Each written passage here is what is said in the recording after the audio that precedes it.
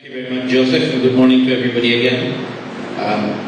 Dignitaries on the dais, ladies and gentlemen, it's my pleasure on behalf of the organizers, IIED, Makerere University and Mukri, and the Government of Uganda, the Ministry of Water and Environment, to share with you some of the outcomes of the last few days of the conference that we've all been here together on. But before I give you the main messages coming out of the conference, let me just give you a little bit of a feel for the statistics. We had over 300 participants from more than 50 countries, from all the major continents, taking part of whom 80 went to the field on 4 different groups, field trips for 3 days, and they came back very impressed by what they saw. During the conference itself, we had not just presentations and discussions, but a lot of videos, posters, different kinds of communications. We had an art exhibition from children. We had a poster exhibition with prizes. And we also had a very significant online presence on YouTube, on Twitter and on Facebook. And the posters, I should like to inform you, got more than 3,000 hits during the time that we've been here. So the posters are very popular, as you can tell, and I'm sure that number will go up over time. We also would like to appreciate the efforts of our Ugandan colleagues who not only organized the youth conference that we just heard about in parallel to the CBA, they also organized a pre-CBA symposium with about 300 national stakeholders a few days before the CBA to drum up support and interest in it. So the people you see in the room are not the only people that have been engaging on this issue, either in Uganda or worldwide, although we are the ones who have been here physically. I'll now share some of the main messages that have come out of the various sessions and discussions. And I want to apologize to the session chairs who all sent me their headline messages. I may not be able to cover all of them. I assure you they'll all be included in the final proceedings that Anna will be in charge of. But I've cherry-picked just a few of them to share. And I've aggregated them with messages targeted at particular audiences. And I'm going to go through those particular audiences one by one. The first audience is ourselves. We, the organizers of the CBA series, we asked at the beginning, and we had a session a little while ago, on feedback on the series. Should it continue? Should it be an annual or every second year event? Should we move the venue or stay in the same place? Should we keep the same name or should we change the name? Should we vary the content? We've got a tremendous amount of feedback from all of you. We haven't come to any decisions yet, but we hope that we'll be able to collate that and bring it together. And my colleague Claire Shakya is in charge of pulling it all together. But my sense is there's overwhelming support for us to continue the series. We will find a way to do so. Normally, in previous years, we would have announced where CBA11 is now. We are taking a little bit of time this time to think about the future of the series and not just do it 1 year at a time in a sort of ad hoc manner, but have a thinking of over the next few years how we can make the annual event, if it remains an annual event, a more strategic activity with activities between events and then across the years. So a little bit of strategic thinking is going to go into this, but I'm pretty sure we can say there will be a CBA12 at some point in time in the future. So keep your eyes and ears to the ground on that. My second audience are a very big part of the people who are here are international and national NGOs, largely development NGOs, but also some environmental NGOs like WWF and others. You have been our strong partners from the very beginning. We hope that you've found this valuable, and by the fact that you are continuing to participate, I think that's true. One of the major messages, so one reflection and then one message. The reflection is that when we started this conference well over 11 years ago, this is the 11th conference, but we've been running them, the first 3 we ran 2 years apart, so we've been running them more than 11 years. The participants were mainly development NGOs who were already working with vulnerable communities but were not familiar with climate change. They came to learn about climate change, community-based adaptation. Over time, every single one of them has developed a climate change program. They've raised funding from their donors in the tens of millions. They have affected communities and households in the tens of thousands, and now we are sharing that experience amongst ourselves. So going forward, the challenge for all of us collectively, and particularly those of you who work on the ground with the communities, is scaling. We need to go from tens of thousands to millions, tens of millions, hundreds of millions. We need the funding flow to go from tens of millions to hundreds of millions and even billions. NGOs can't deliver at that scale. NGOs can help governments and international funding agencies to deliver at that scale.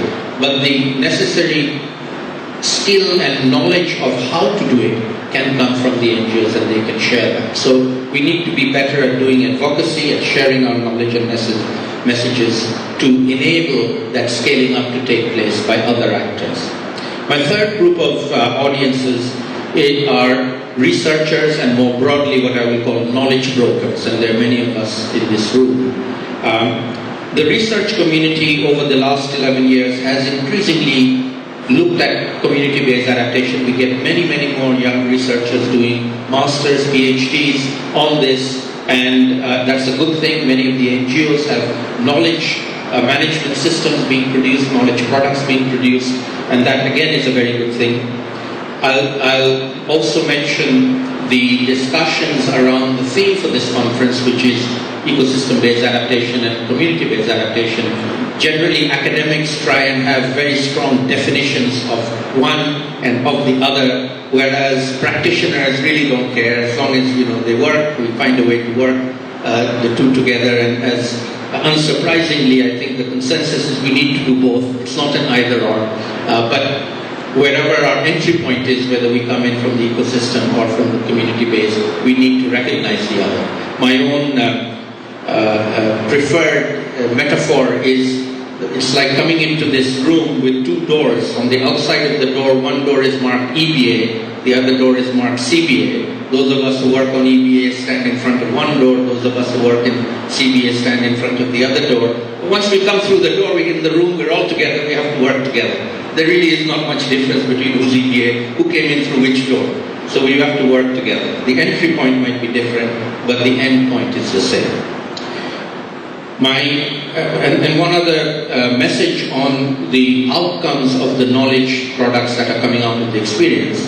What we have to focus on now is no longer simply emphasizing the vulnerability of communities or ecosystems, but emphasizing successful examples of community-based and ecosystem-based piloting and activities, as Felix just said, and how do we scale them up? How do we make them more effective, get the governments and the large funders to invest in using those good successes and expanding? So right now, focus on success, emphasizing success, and bringing that to other people's attention. My fourth group is a relatively new group for us, the UN Framework Convention on Climate Change Secretariat, and also the NAP process, the National Adaptation Plans involving governments. We're very pleased that the UNFCCC Secretariat agreed, and I must thank the Secretariat and also the LDC expert group who are in charge of this process, and Adrian Fitzgerald, who's a member of the LEG, for brokering this marriage between the NAP Expo and the CBA conference. I feel personally, and I've had good feedback from others, that it was a success. I hope that the UNFCCC and NAP people will think the same. It's a means of what is in the NAP process a very government-driven, somewhat top-down process from the global to the national, meeting the community-based actors and learning from the communities. And I think we had a very good sharing yesterday, and we need to build on that and improve in it. And particularly as countries develop their national adaptation plans, they need to now ensure that the voices of the most vulnerable and also of ecosystems is incorporated into those NAPs. So I would say that's a good success, something we need to follow up on with the UNFCCC process. My fifth group or audience are the government and the people of Uganda. Firstly, I must thank them wholeheartedly for the way they've embraced us. I came here 1 year ago to meet with the government and with our partners at Makerere to discuss the organizing of this event, and after that I've left it largely on their shoulders, and they have done a brilliant job of doing that. and bringing it together. And as I said, not only helping us with this conference, but also doing the Parallel Youth Conference and a pre-conference symposium to raise awareness of this issue. So the two messages that I'll highlight for our friends in Uganda. Firstly, we had a number of sessions where we had participants from Uganda take place from different representations from government, non-government and youth sectors. And one of the things that they all mentioned was the need for all the actors to collaborate more effectively, to find more synergy between the government, between the research and university sector, between the NGOs, private sector and the youth in particular.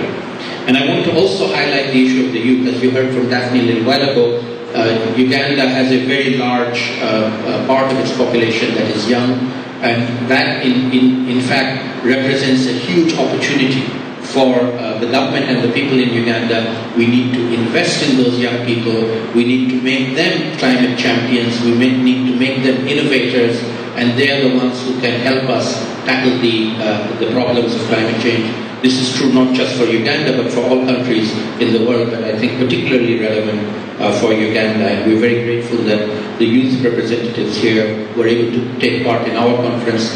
We always have this dilemma of many more people wanting to come to the conference than we can accommodate.